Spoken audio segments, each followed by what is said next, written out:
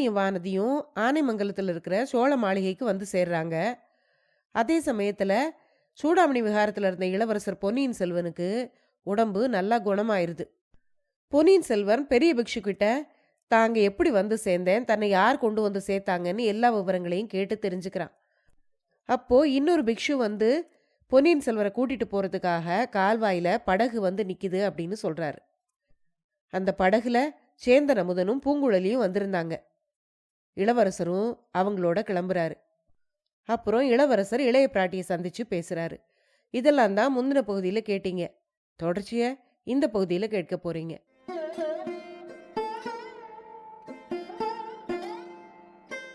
அனைவருக்கும் வணக்கம். நீங்கள் கேட்டுக்கொண்டிருப்பது கதை ரேடியோ தமிழ். அமரர் கல்கி அவர்கள் எழுதிய பொன்னியின் செல்வன் நாவலுடைய 3வது பாகத்தை கேட்டுட்டு இருக்கீங்க. இதுவரைக்கும் 44 அத்தியாயங்களை கேட்டிருக்கீங்க. தொடர்ச்சிய இந்த பகுதியில் கேட்க போறீங்க.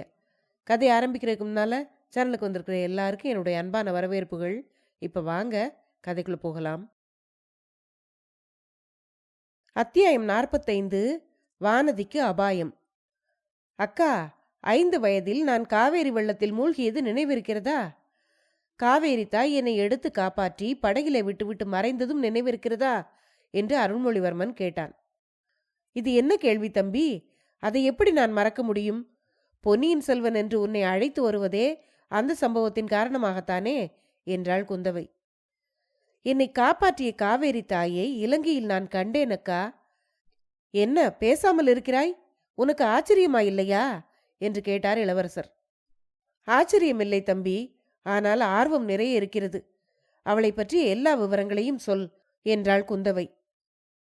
ஒரு நாளில் ஒரு தடவையில் சொல்ல முடியாது அக்கா. முக்கியமானதை மட்டும் சொல்லுகிறேன். காவேரி வெள்ளத்திலிருந்து அவள் என்னை காப்பாற்றியது மட்டுமல்ல, இலங்கையில் பல தடவை என் உயிரை அவள் காப்பாற்றியிருக்கிறாள். உயிரை காப்பாற்றியது பெரிதில்லை அக்கா. எத்தனையோ பேர் தற்செயலாக பிறர் உயிரை காப்பாற்றுகிறார்கள்.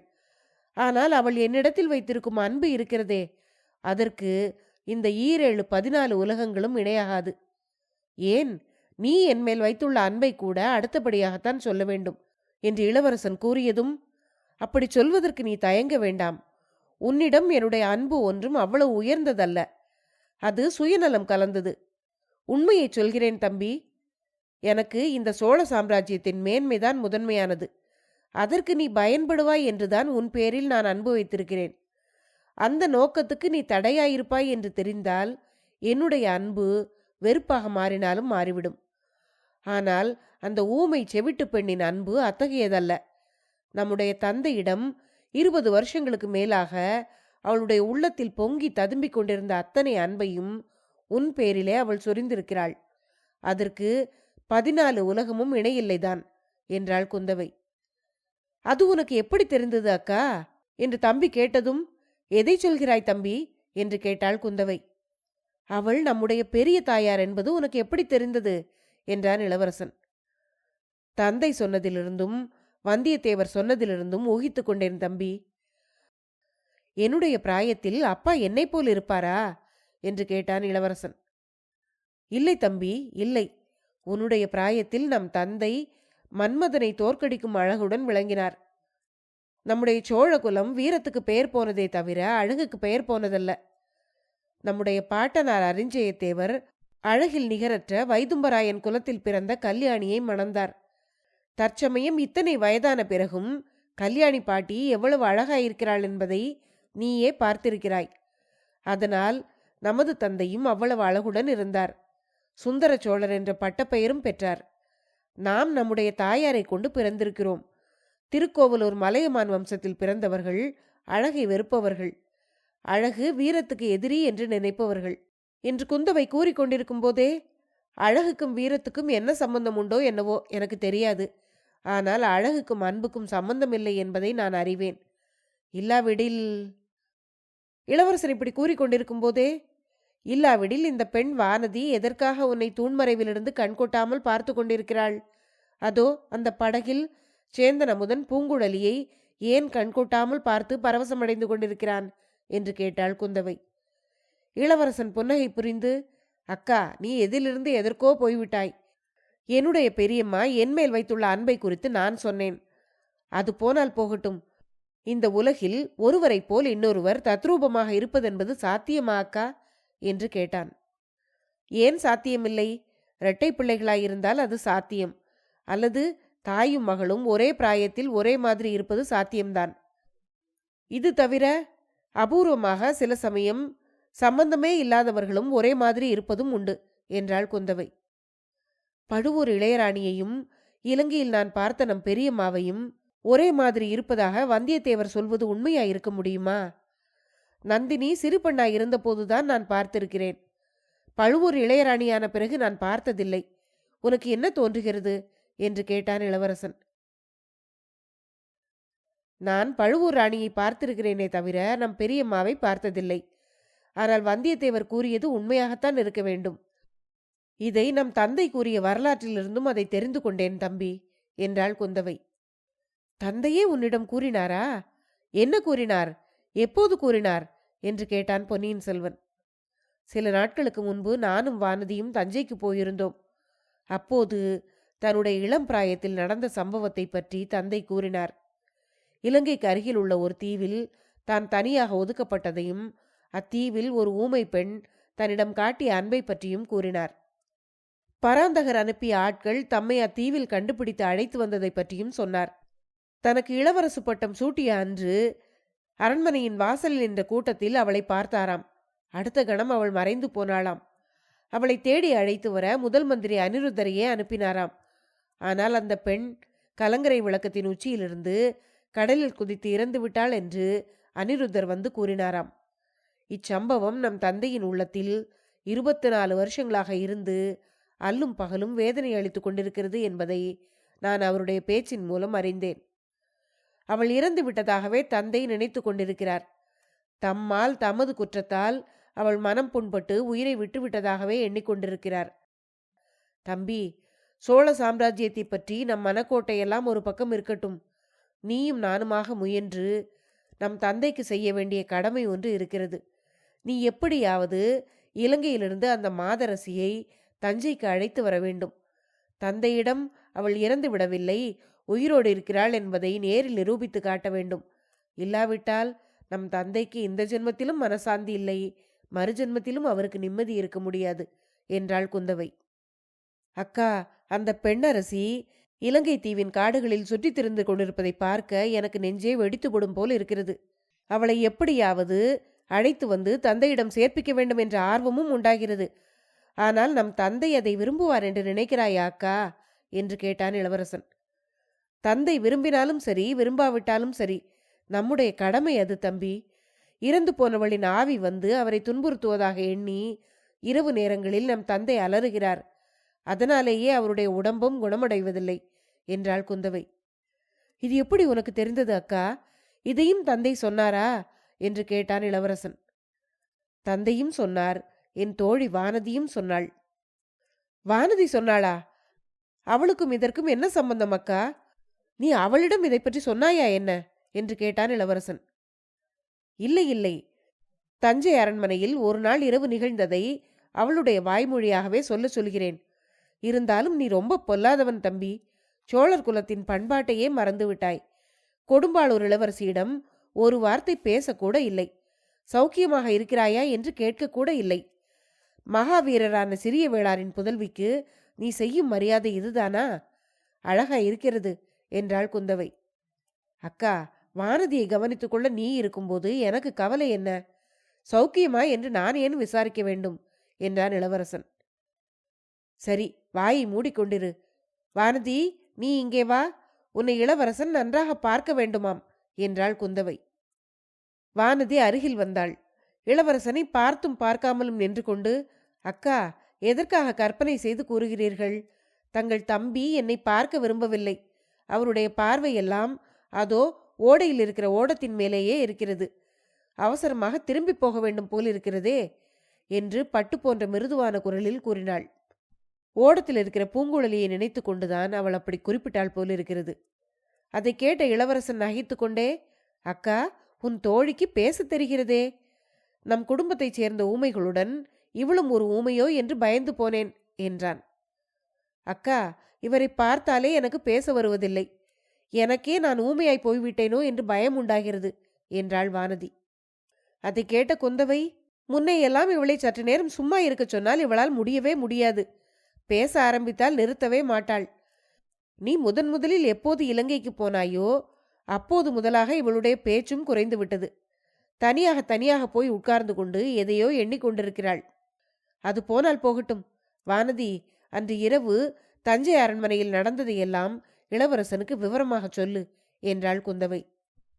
வானதி தஞ்சை அரண்மனையில் குந்தவை துர்க்கை கோயிலுக்கு போன பிறகு தான் தனியே மேன்மாடத்தில் உலாவச் சென்றதையும், சக்கரவர்த்தியின் அபய குரல் கேட்டதையும், அந்த இடத்துக்கு தான் சென்று கீழே எட்டி பார்த்ததையும், அங்கே தான் கண்ட காட்சியையும் கூறினாள்.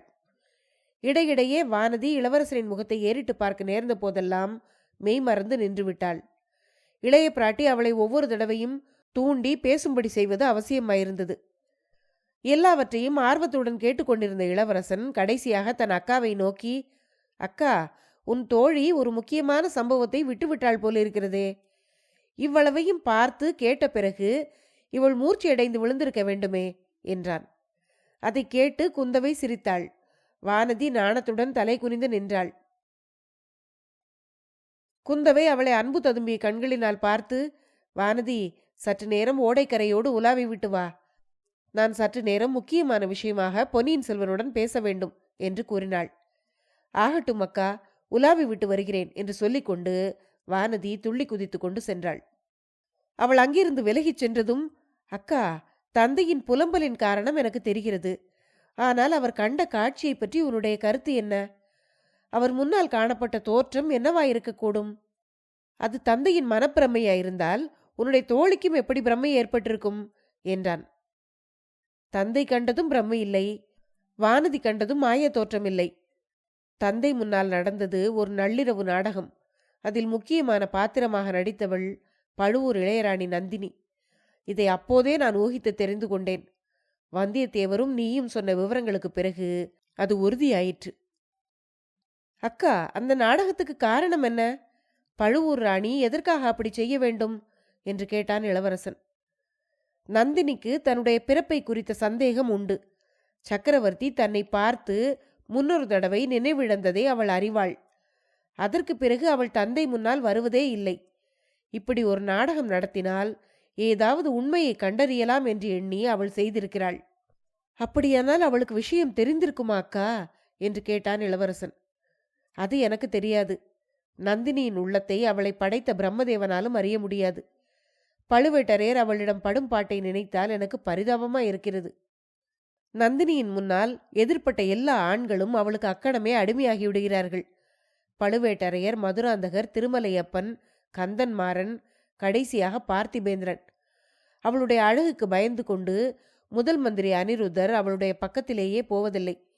ஆதித்த கரிகாலன் அதனாலேயே தஞ்சைக்கு வருவதில்லை தம்பி. நந்தினியின் அழகுக்கு அஞ்சாமல் அவளிடம் தோற்று போகாமல் மிஞ்சி வந்தவர் ஒரே ஒருவர்தான். குந்தவை இப்படி கூறியதும், வானர் குலத்து வீரரை தானே சொல்லுகிறாய் என்று கேட்டான் இளவரசன். ஆம், அவர்தான். அதனால்தான் அவரை காஞ்சிக்கு ஆதித்த கரிகாலனிடம் அனுப்பியிருக்கிறேன்.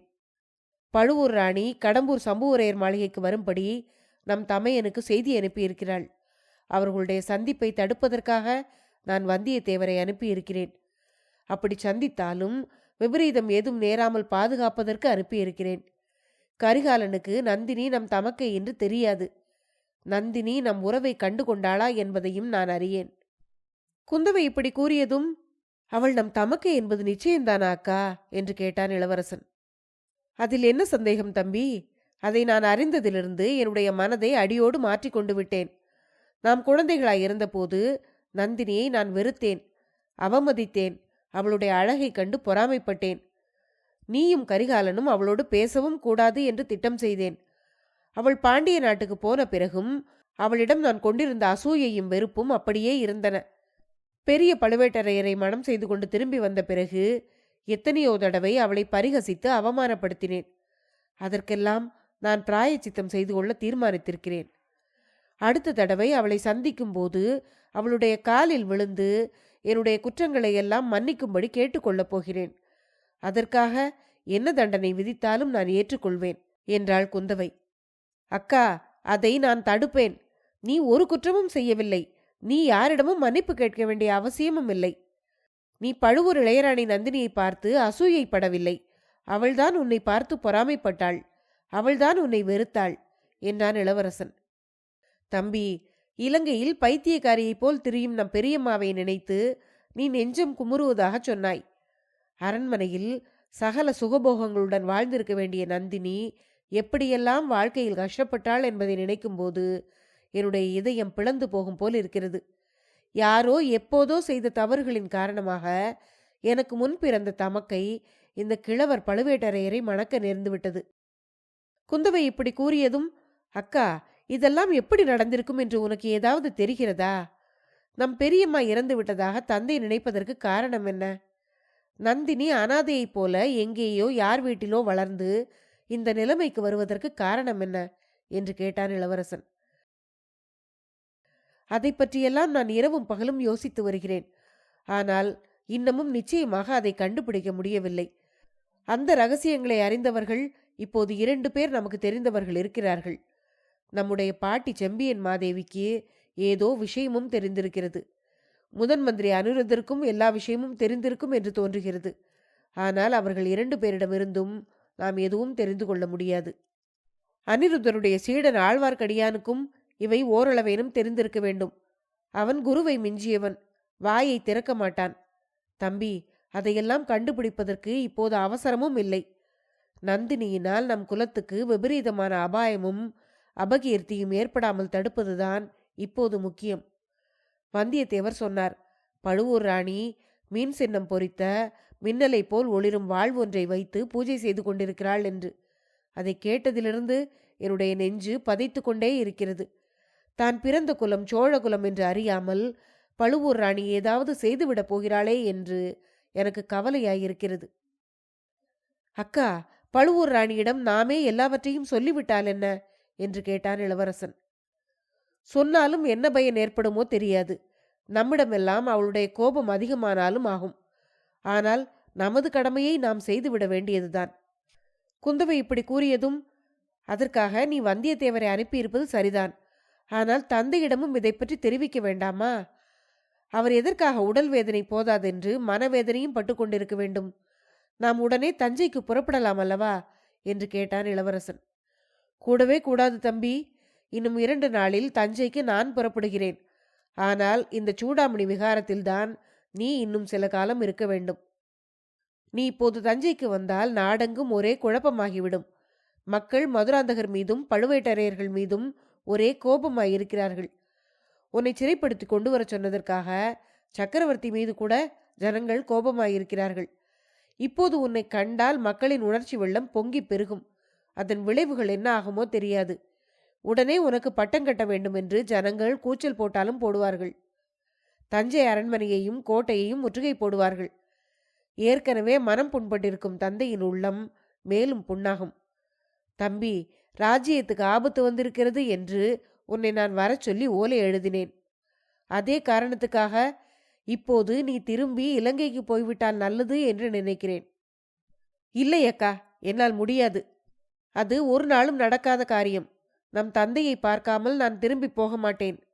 தஞ்சைக்கு நான் ரகசியமாக வருவது நல்லது என்று நினைத்தால் அப்படியே செய்கிறேன். ஆனால் சக்கரவர்த்தியை நான் பார்த்தே ஆக வேண்டும். அவரிடம் என்னை காப்பாற்றிய காவேரி அம்மன் யார் என்று நான் சொல்ல வேண்டும். இளவரசன் இப்படி கூறியதும், அதையெல்லாம் நானே சமயம் பார்த்து சொல்லிவிடுகிறேன் தம்பி. நீ வந்துதான் தீர வேண்டுமா என்று கேட்டாள் குந்தவை. நேரில் பார்த்த நானே சொன்னால் தந்தைக்கு பூரண நம்பிக்கை ஏற்படும். என் மனமும் ஆறுதல் அடையும். பெரியம்மாவை அழைத்து கொண்டு வருவதற்கு அவருடைய அனுமதியையும் நான் பெற்றுக்கொள்வேன் என்றான் இளவரசன். அருள்மொழிவர்மா, உன்னுடைய இஷ்டத்துக்கு நான் குறுக்கே நிற்கவில்லை. ஆனால் இன்னும் 1 வார காலம் சூடாமணி விகாரத்தில் இரு. நான் முன்னதாக தஞ்சைக்கு போகிறேன். நீ வந்திருப்பதாக தந்தையிடம் அறிவித்துவிட்டு செய்தி அனுப்புகிறேன். தம்பி, நான் இங்கே உன்னை தேடி வந்தது உன்னை பார்ப்பதற்காக மட்டுமல்ல. உன்னிடம் ஒரு வரம் கேட்டு பெறுவதற்காகத்தான் வந்தேன். அதை மட்டும் நீ நிறைவேற்றி வைத்துவிட்டால் பிறகு நான் உன்னை தொந்தரவு செய்ய மாட்டேன். குந்தவை இப்படி கூறியதும், இவ்வளவு பெரிய பீடிகை எதற்கு அக்கா?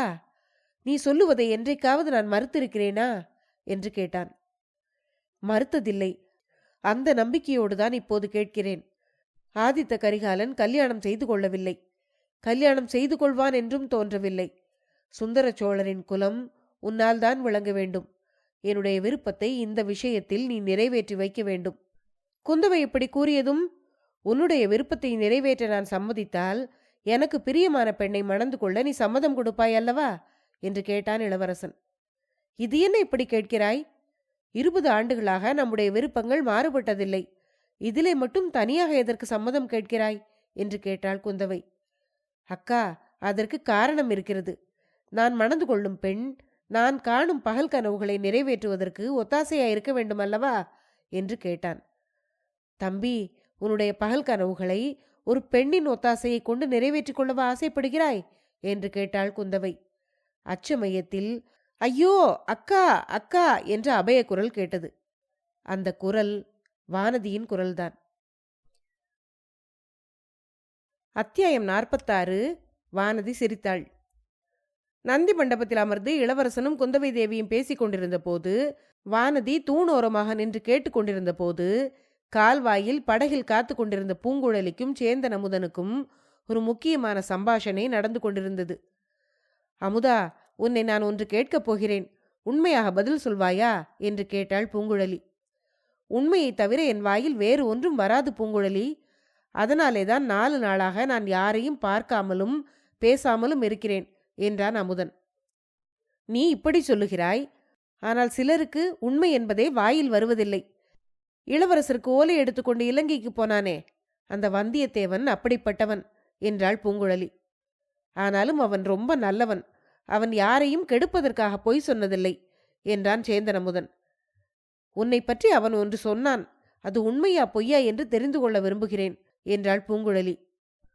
என்னை பற்றி அவன் பொய் சொல்ல காரணம் எதுவும் இல்லை. இருந்தாலும் அவன் சொன்னது என்னவென்று சொல் என்றான் சேந்தன். நீ என்னை பற்றி மிகவும் புகழ்ந்து பேசியதாக சொன்னான். நீ என்னிடம் ஆசை வைத்திருப்பதாக சொன்னான்.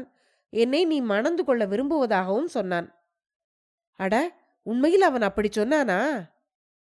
ஆம் அமுதா என்றாள் பூங்குழலி. அப்படியானால் அவனுக்கு என் நன்றியை தெரிவிக்க வேண்டும். நானே உன்னிடம் என் மனதை திறந்து தெரிவித்திருக்க மாட்டேன். அவ்வளவு தைரியம் எனக்கு வந்திருக்காது. எனக்காக உன்னிடம் தூது சொன்னான் அல்லவா, அதற்காக அவனுக்கு நன்றி செலுத்த வேண்டும் என்றான் சேந்தன் அமுதன். அப்படியானால் அவன் சொன்னது உண்மைதானா என்று கேட்டாள் பூங்குழலி. உண்மைதான் பூங்குழலி, அதில் சந்தேகமில்லை என்றான் அமுதன். உனக்கு ஏன் என்னிடம் ஆசை உண்டாயிற்று அமுதா என்று கேட்டாள் பூங்குழலி. அன்பும் ஆசையும் ஏன் ஏற்படுகிறது, எவ்வாறு ஏற்படுகிறது என்று இதுவரை உலகில் யாரும் கண்டுபிடித்து சொன்னதில்லை பூங்குழலி என்றான் அவன். ஒருவருக்கொருவர் அழகை பார்த்து ஆசை கொள்வதில்லையா என்று கேட்டாள் பூங்குழலி. அழகை பார்த்து ஆசை கொள்வதுண்டு, மோகம் கொள்வதும் உண்டு. ஆனால் அதை உண்மையான அன்பு என்று சொல்ல முடியாது. சற்று முன்னால் வந்தியத்தேவன் என்று சொன்னாயே, அவன் என்னை பார்த்தவுடன் என்னிடம் சிநேகம் கொண்டு விட்டான். அவனுக்காக நான் என் உயிரையும் கொடுக்க சித்தமாயிருந்தேன். என்னுடைய அழகை பார்த்த அவன் சிநேகமானான் என்று கேட்டான் சேந்தன் அமுதன். ஆனால் உன் சிநேகிதன் என் அழகை பற்றி ரொம்ப ரொம்ப வர்ணித்தான் இல்லையா என்று கேட்டாள் பூங்குழலி. உன்னுடைய அழகை பற்றி வர்ணித்தான். ஆனால் உன்னிடம் அவன் ஆசை கொள்ளவில்லை. பழுவூர் ராணியின் அழகை பற்றி 100 மடங்கு அதிகம் வர்ணித்தான். அவளிடம் அவன் அன்பு கொள்ளவில்லை. அது ஏன் தெரியுமா உனக்கு என்று கேட்டான். அதன் காரணம் எனக்கு தெரியும். அதோ இளவரசருடன் பேசிக் கொண்டிருக்கும் இளைய பிராட்டியிடம் அந்த வீரனின் மனம் சென்று விட்டதுதான் காரணம் என்றாள் பூங்குழலி. இதிலிருந்தே அழகுக்கும் அன்புக்கும் சம்பந்தமில்லை என்று தெரியவில்லையா என்று கேட்டான் சேந்தன் அமுதன். அது எப்படி? இளைய பிராட்டியை விட நான் அழகி என்றா சொல்லுகிறாய் என்று கேட்டாள் பூங்குழலி. அதில் என்ன சந்தேகம் பூங்குழலி? பழையாறை இளைய பிராட்டியை காட்டிலும், அதோ தூண்மறைவில் நிற்கும் கொடும்பாளூர் இளவரசியை காட்டிலும் நீ எத்தனையோ மடங்கு அழகி. மோகினியின் அவதாரம் என்று பலரும் புகழும் பழுவூர் இளையராணியின் அழகு கூட உன்னுடைய அழகுக்கு இணையாகாது. வானுலக தேவர்களும் மண்ணுலகத்தின் மன்னாதி மன்னர்களும் விரும்பக்கூடிய அழகியாகிய நீ எங்கே எனக்கு கிடைக்கப் போகிறாய் என்ற பீதிதான் என்னுடைய மனதில் குடிகொண்டிருக்கிறது என்றான் சேந்தன் அமுதன். பூங்குழலி சற்று நேரம் யோசனையில் ஆழ்ந்திருந்து விட்டு, அமுதா, உன்மேல் எனக்கு ஆசை இல்லை என்று சொல்லிவிட்டால் நீ என்ன செய்வாய் என்று கேட்டாள். சில நாட்கள் பொறுமையுடன் இருப்பேன். உன் மனம் மாறுகிறதா என்று பார்ப்பேன். அப்படி மாறுதல் ஒன்றும் ஏற்படவில்லை என்றால் உன்னிடம் வைத்த ஆசையை நான் போக்கிக் கொள்ள முயல்வேன் என்றான். அது முடியுமா என்று கேட்டாள் பூங்குழலி. முயன்றால் முடியும். கடவுளிடம் மனதை செலுத்தினால் முடியும். நம் முன்னோர்களெல்லாம் கடவுளிடம் பக்தி செலுத்தித்தான் மனதை கட்டுப்படுத்தி கொண்டார்கள் என்றான் சேந்தன். அமுதா, நீ என்னிடம் வைத்திருக்கும் அன்பு உண்மையான அன்பு என்று எனக்கு தோன்றவில்லை. என்னிடம் நீ உண்மையான அன்பு வைத்திருந்தால் நான் உன்னை மறுதலித்ததும் என்னை கொன்றுவிட வேண்டும் என்று உனக்கு தோன்றும். உனக்கு பதிலாக நான் வேறு யாரிடமாவது அன்பு வைப்பதாக தெரிந்தால் அவரையும் கொன்றுவிட வேண்டும் என்று நீ கொதித்து எழுவாய் என்றாள் பூங்குழலி. பூங்குழலி, நான் சொன்னது தெய்வீகமான அன்பு. நீ சொல்வது அசுர குணத்துக்குரிய ஆசை என்றான் சேந்தன் அமுதன். உன் சிநேகிதர் வந்தியத்தேவனுடன் வைத்தியர் மகன் ஒருவன் வந்தான். அவன் என்னை பார்த்ததும் ஆசை கொண்டான். அது நிறைவேறாது என்று தெரிந்ததும் அவனுடைய ஆசைக்கு குறுக்கே நிற்பதாக அவன் எண்ணி வந்தியத்தேவனை பழுவேட்டரையரின் ஆட்களிடம் காட்டிக் கொடுக்க முயன்றான். அத்தோடு என்னையும் கூட அவன் கொன்றுவிட முயன்றிருப்பான் என்றாள் பூங்குழலி. அப்படியானால் அவன் மனித குலத்தைச் சேர்ந்தவன் அல்ல, கொடிய அசுரகுலத்தைச் சேர்ந்தவன் என்றான் சேந்தன் அமுதன். அதோ கொடும்பாளூர் இளவரசி நிற்கிறாள். அவள் பொன்னியின் செல்வருக்கு தன்னுடைய உள்ளத்தை பறிகொடுத்திருக்கிறாள். பொன்னியின் செல்வர் அவளை ஏற்றுக்கொள்ளாவிட்டால் அவள் என்ன செய்வாள்? நிச்சயமாக பொன்னியின் செல்வருக்கு விஷம் வைத்து கொல்ல முயல்வாள். அவருடைய மனதை வேறு எந்த பெண்ணாவது கவர்ந்து விட்டதாக அறிந்தால் அவளையும் கொல்ல முயல்வாள் என்றாள் பூங்குழலி. ஒரு நாளும் நான் அப்படி நினைக்கவில்லை பூங்குழலி. சாத்வீகமே உருக்கொண்ட வானதி ஒரு நாளும் அப்படி செய்ய முயலமாட்டாள் என்றான் சேந்தன் அமுதன். இருக்கலாம், நானாயிருந்தால் அப்படித்தான் செய்ய முயலுவேன் என்று பூங்குழலி கூறியதும், உன்னை கடவுள் மன்னித்து காப்பாற்ற நான் உனக்காக பிரார்த்தித்து வருவேன் என்றான் சேந்தன் அமுதன். அமுதா, நீ உத்தமன். என் பெரிய அத்தையின் குணத்தை கொண்டு பிறந்திருக்கிறாய். என் பெரிய அத்தை இறந்து போய்விட்டதாக நம் குடும்பத்தார் சொல்லிக் கொண்டிருக்கிறார்கள் அல்லவா? அவள் உண்மையில் இறந்து விடவில்லை. அவள் இலங்கை தீவில் இன்றைக்கும் பைத்தியக்காரியைப் போல அலைந்து கொண்டிருக்கிறாள். சோழ குலத்தைச் சேர்ந்த ஒருவரின் நம்பிக்கை துரோகம்தான் அதற்கு காரணம். இளம் பிராயத்தில் என் அத்தை இலங்கைக்கு அருகில் ஒரு தீவில் வசித்து வந்தாள். அவளை சோழ ராஜகுமாரன் ஒருவன் காதலிப்பதாக பாசாங்கு செய்தான். அவளும் நம்பிவிட்டாள்.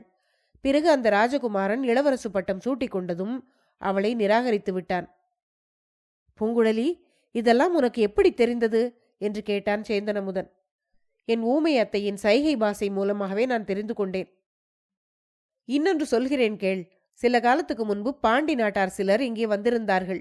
என் அத்தையை வஞ்சித்த ராஜகுலத்தினரை பழிக்கு பழி வாங்குவதற்கு என்னுடைய உதவியை கோரினார்கள். அப்போது என் அத்தையின் கதையை அறிந்திருந்த எனக்கு ரத்தம் கொதித்து கொண்டிருந்தது. அவர்களுடன் நான் சேருவதென்றே முடிவு செய்து விட்டேன். அச்சமயம் என் பெரிய அத்தையின் மனப்போக்கை நான் தற்செயலாக அறிந்து கொண்டேன். அவள் தனக்கு துரோகம் செய்தவனை மன்னித்தது மட்டுமல்லாமல் அவனுக்கு இன்னொரு மனைவி மூலம் பிறந்த பிள்ளையை பல தடவை காப்பாற்றினாள் என்று அறிந்தேன். அதை பார்த்த பிறகு நான் பாண்டி நாட்டாருடன் சேரும் எண்ணத்தை கைவிட்டு விட்டேன். நீ சொல்கிறபடி என் அத்தையின் அன்பு தெய்வீகமான அன்புதான். ஆனால் என் அத்தையைப் போல் நான் இருக்க மாட்டேன். என்னையும் எந்த ராஜகுமாரனாவது வஞ்சித்து மோசம் செய்தால் பழிக்கு பழி வாங்குவேன். அவனையும் கொல்வேன். அவனுடைய மனதை என்னிடமிருந்து அபகரித்தவளையும் கொல்லுவேன். பிறகு நானும் கத்தியால் குத்தி கொண்டு செத்துப்போவேன் என்றாள் பூங்குழலி. கடவுளே, என்ன பயங்கரமான பேச்சு பேசுகிறாய்! உன்னுடைய அத்தைக்கு இல்லாத கொதிப்பு உனக்கு என்ன வந்தது? அது என் அத்தையின் சமாச்சாரம், இது என்னுடைய சமாச்சாரம் என்று பூங்குழலி கூறியதும், உன்னுடைய சமாச்சாரமா? உண்மைதானா பூங்குழலி? நிதானித்துச் சொல் என்றான் சேந்தன் அமுதன். ஆம் அமுதா, என்னுடைய உடம்பிலிருந்து கொஞ்சம் இரத்தத்தையும் அந்த வானதியின் உடம்பிலிருந்து கொஞ்சம் இரத்தத்தையும் எடுத்து ஒப்பிட்டு பார்த்தால் ஏதாவது வித்தியாசம் இருக்குமா? அவள் என்னை விட எந்த விதத்திலாவது உயர்ந்தவளா? அழகிலா, அறிவிலா, ஆற்றலிலா என்று கேட்டாள் பூங்குழலி. ஒன்றிலும் உன்னை விட உயர்ந்தவள் இல்லை. நீ அலைக்கடலில் வளர்ந்தவள், அவள் அரண்மனையில் வளர்ந்தவள். நீ காட்டு மிருகங்களை கையினால் அடித்து கொல்லுவாய், கடும் புயலில் ஓடம் செலுத்துவாய். ஆனால் வானதியோ கடல் அலையை கண்டே பயப்படுவாள். வீட்டு பூனையை கண்டு பீதி கொண்டு அலறுவாள். ஏதாவது கெட்ட செய்தி கேட்டால் மூர்ச்சையடைந்து விழுவாள். சேந்தன் அமுதன் இப்படி கூறியதும், அப்படி இருக்கும்போது இளைய பிராட்டி என்னை துச்சமாக கருத காரணம் என்ன? வானதியை சீராட்டி தாளாட்டுவதன் காரணம் என்ன என்று கேட்டாள் பூங்குழலி. பூங்குழலி, நீ இளைய பிராட்டியின் மீது வீண்பழி சொல்லுகிறாய். அவருக்கு வானதி நெடுநாளைய தோழி. உன்னை இப்போதுதான் இளைய பிராட்டிக்கு தெரியும். இளவரசரை கடலிலிருந்து காப்பாற்றி இங்கே கொண்டு வந்து சேர்த்ததற்காக உனக்கு அவர் எவ்வளவோ நன்றி செலுத்தவில்லையா என்று கேட்டான் அமுதன். ஆமாம், அந்த அரண்மனை சீமாட்டியின் நன்றி இங்கே யாருக்கு வேண்டும்? அவளே வைத்துக் கொள்ளட்டும். அமுதா, இளவரசரை படகில் ஏற்றிக்கொண்டு திரும்ப புத்தவிகாரத்துக்கு போக வேண்டுமாயிருந்தால் நீ மட்டும் படகை செலுத்தி கொண்டு போ. நான் வந்தால் ஒருவேளை வேண்டுமென்றே படகை கவிழ்த்தாலும் கவிழ்த்து விடுவேன். எனக்கு இப்போது பைத்தியம் பிடித்தது போல் இருக்கிறது. என்னுடைய சித்தம் சுவாதீனத்தில் இல்லை. என்னுடைய அத்தைக்கு இவருடைய தந்தை செய்த துரோகத்தை நினைத்து படகை கவிழ்த்தாலும் கவிழ்த்து விடுவேன். படகை நீயே விட்டு கொண்டு போ என்றாள் பூங்குழலி. அப்படியே ஆகட்டும், நானே இளவரசரை கொண்டு போய் விடுகிறேன். நீ என்ன செய்யப் போகிறாய் என்று கேட்டான் சேந்தன் அமுதன். நான் வானதியை பின்தொடர்ந்து சென்று அவளுடைய தலையில் ஒரு கல்லை தூக்கி போடுவேன். இப்படி கூறிக்கொண்டே பூங்குழலி குனிந்து கால்வாயின் கரையில் கிடந்த ஒரு கூழாங்கல்லை எடுத்தாள். அச்சமயம் கால்வாயின் கரையில் இருந்த தோப்பில் கம்பீரமான காளை ஒன்று நின்று கொண்டிருந்தது. அதை பார்த்த பூங்குழலி தன்னுடைய கோபத்தை அந்த காளையின் மேல் காட்ட எண்ணி கூழாங்கல்லை அதன் மேல் விட்டெறிந்தாள். அந்த கூழாங்கல் காளையின் மீது விழுந்தது. காளை உடம்பை சிலிர்த்து கொண்டு கல்வந்த திசையை உற்று பார்த்தது. அந்த காளையினால் கால்வாயில் இறங்கி படகில் இருந்த பூங்குழலியின் மீது தன் கோபத்தை காட்ட முடியவில்லை. திரும்பி துள்ளி குதித்து கொண்டு சென்றது. அச்சமயம் வானதி தென்னந்தோப்பின் மறுபுறத்தில் இருந்த பல்லக்கை நோக்கி தனியாக போய்க் கொண்டிருந்தாள். அவளுக்கு எதிரில் துள்ளி குதித்து கொண்டு வந்த காளையை பார்த்ததும் முதலில் அவள் குதூகலம் அதிகமானது. ஆனால் காளை தலையை குறிந்து கொண்டு கொம்பை நீட்டிக்கொண்டு வாலை தூக்கி கொண்டு தன்னை நோக்கி வருவதைக் கண்டதும் அவள் பயந்து போனாள். கால்வாய்க்கரையை நோக்கி திரும்பி ஓடி வருவதை தவிர வேறு வழியில்லை. அச்சமயம் காளை அவளுக்கு மிகவும் சமீபத்தில் வந்திருந்தது. பின்புறமாக நகர்ந்து கால்வாயில் விழுவதை தவிர வேறு மார்க்கம் ஒன்றும் இல்லை. அப்போதுதான் ஐயோ ஐயோ, அக்கா அக்கா என்று அவள் கத்தினாள். வானதியின் இந்த அபய குரல் பொன்னியின் செல்வன், குந்தவை இருவரின் காதிலும் விழுந்தது. பார்த்த கணத்திலேயே பொன்னியின் செல்வன் வானதியின் நிலையை அறிந்து கொண்டான். உடனே நந்தி மண்டபத்தின் படிக்கட்டிலிருந்து கால்வாயில் குதித்து மின்னலை போல் பாய்ந்து ஓடினான். வானதி கால்வாயின் கரையிலிருந்து விழுவதற்கும் அருள்மொழிவர்மன் கீழே ஓடிப்போய் சேர்வதற்கும் சரியாக இருந்தது. கால்வாயின் தண்ணீரில் வானதி தலைக்குப்புற விழுந்து விடாமல் இரு கரங்களாலும் அவளை தாங்கி பிடித்து கொண்டான். தூவண்ட கொடியைப் போல் தன் கைகளில் கிடந்த வானதியை தூக்கி கொண்டு அருள்மொழிவர்மன் குந்தவையின் அருகில் வந்தான். அக்கா, இதோ உன் தோழியை வாங்கிக் கொள். கொடும்பாளூர் வீரவேளிர் குலத்தில் இந்த பெண் எப்படித்தான் பிறந்தாளோ தெரியவில்லை என்றான். என்ன காரியம் செய்தாய் தம்பி? கல்யாணமாகாத கன்னி பெண்ணை நீ இப்படி கையினால் தொடலாமா என்றாள் குந்தவை. கடவுளே, அது ஒரு குற்றமா? இவள் தண்ணீரில் தலைகீழாக விழுந்து முழுகி இருக்க வேண்டும் என்கிறாயா? நல்ல வேளை, இவளை நான் தாங்கி பிடித்தது இவளுக்கு தெரியாது. விழும்போதே மூர்ச்சையாகிவிட்டாள். இந்தா பிடித்துக்கொள் என்றான் அருள்மொழிவர்மன். அப்போது வானதி கலகலவென்று சிரித்தாள். சிரித்து கொண்டே அவனுடைய கரங்களிலிருந்து தன்னை விடுவித்துக் கொண்டு கரையில் குதித்தாள். அடி கள்ளி, நீ நல்ல நினைவோடுதான் இருந்தாயா என்று கேட்டாள் குந்தவை. அக்கா, கண்ணை மூடிக்கொண்டு மூர்ச்சியடைந்தது போல் ஏன் பாசாங்கு செய்தாள் என்று கேளக்கா என்றான் பொன்னியின் செல்வன். நான் ஒன்றும் பாசாங்கு செய்யவில்லை அக்கா. இவர் என்னை தொட்டதும் எனக்கு கூச்சமாய் போய்விட்டது. வெட்கம் தாங்காமல் கண்களை மூடிக்கொண்டேன். வானதி இப்படி கூறியதும், அது எனக்கு எப்படி தெரியும்? மூர்ச்சை போட்டு விழுவது உன் தோழிக்கு வழக்கமாயிற்றே என்று பார்த்தேன் என்றான் இளவரசன். இனிமேல் நான் மூர்ச்சை போட்டு விழமாட்டேன். அப்படியே விழுந்தாலும் இவர் இருக்கும் இடத்தில் விழமாட்டேன் அக்கா. ஆனால் நான் இன்று இவருக்கு செய்த உதவியை மட்டும் என்றைக்கும் மறக்காமல் இருக்கட்டும் என்றாள் வானதி. என்ன, இவள் எனக்கு உதவி செய்தாளா? அழகா இருக்கிறதே. அக்கா, உன்னுடைய தோழிக்கு சித்த கோளாறு உண்டா அக்கா என்று கேட்டான் பொன்னியின் செல்வன். என்னுடைய சித்தம் சரியாகத்தான் இருக்கிறது. நான் புரியும்படியே சொல்கிறேன். இவர் சிறு வயதில் ஒரு சமயம் காவேரியில் விழுந்தார் என்றும் ஒரு பெண் இவரை எடுத்து காப்பாற்றினாள் என்றும் சொன்னீர்கள். மறுபடியும் இவர் கடலில் விழுந்து தத்தளித்தார். அங்கேயும் ஒரு ஓடக்கார பெண் வந்து இவரை காப்பாற்றினாள். இப்படி பெண்களால் காப்பாற்றப்படுவதே இவருக்கு வழக்கமாக போய்விட்டது. அந்த அபகீர்த்தி மறைவதற்கு இவருக்கு நான் உதவி செய்தேன். கால்வாயில் விழப்போன ஒரு பெண்ணை இவர் தடுத்து காப்பாற்றினார் என்ற புகழை அளித்தேன்.